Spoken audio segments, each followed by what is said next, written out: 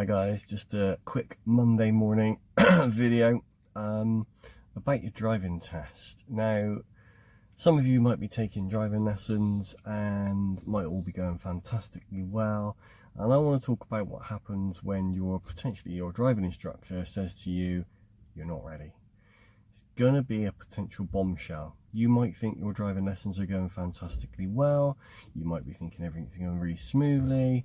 You might be getting lots and lots of praise from your instructor, thinking, well, this is great. I'm doing really well. I've got my test booked. I'm on track for my driving test. And all of a sudden they pull the rug from underneath you.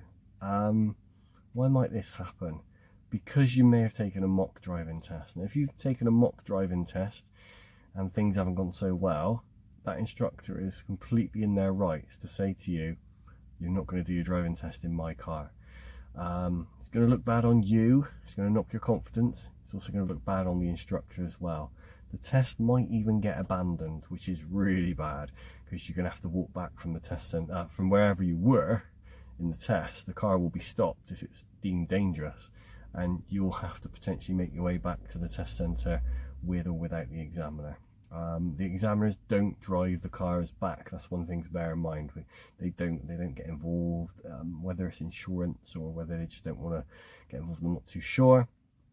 So what are your options if your instructor says to you, oh, you're not going to be doing your test in 3-4 weeks time? We all know there's a massive waiting list for driving tests. What can you do? First thing you could do is you could walk out the door and just say, thank you very much, I've had enough, I'm not going to carry on with driving lessons. I suppose you could do that. You could go and find another driving instructor.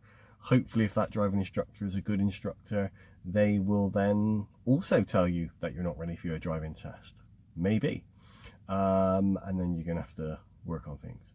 Second option is you could borrow your family or friend's car, or maybe go to a hire car company, whoever would hire a car for a driving test. I'm not too sure.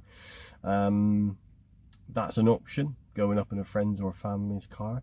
But the thing is, if you've done a mock test and you've had 4 or 5 serious faults and lots of other faults, probably going to happen the same on the driving test. You're probably going to come a cropper. And then, like I said, the examiner might abandon the test and stop the test under safety reasons. So that's not great either. Also, if you do get lucky and you go on an easy route and you haven't got much traffic, you might pass your test, but then you might have a crash potentially straight after passing your driving test, and that's going to be really bad. Obviously, it's going to be painful if you get crashed into, or you crash into somebody or something.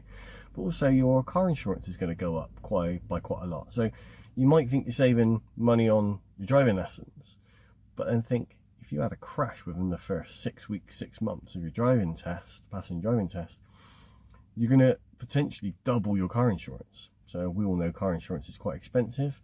You're going to be looking at a much more expensive insurance premium next year. The other option is to sit down with your current instructor, which is the one I would suggest. You sit down with your instructor and say, look, this is a bit of a shock to the system. I didn't realise this was coming.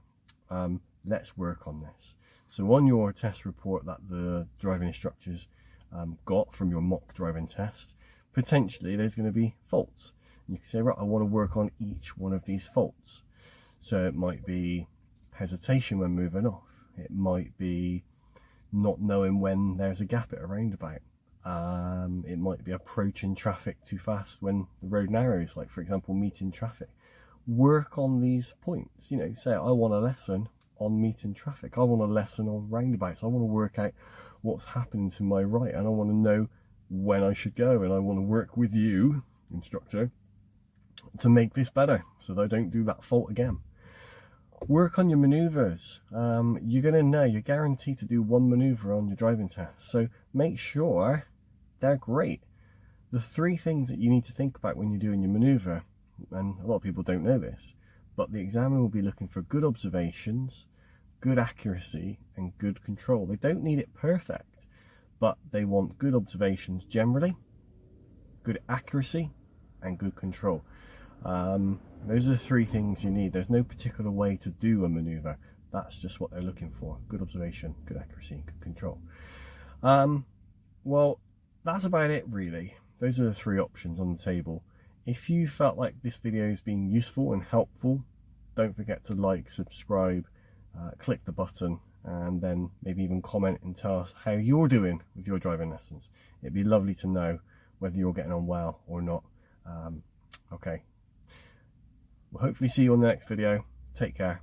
Have a good day.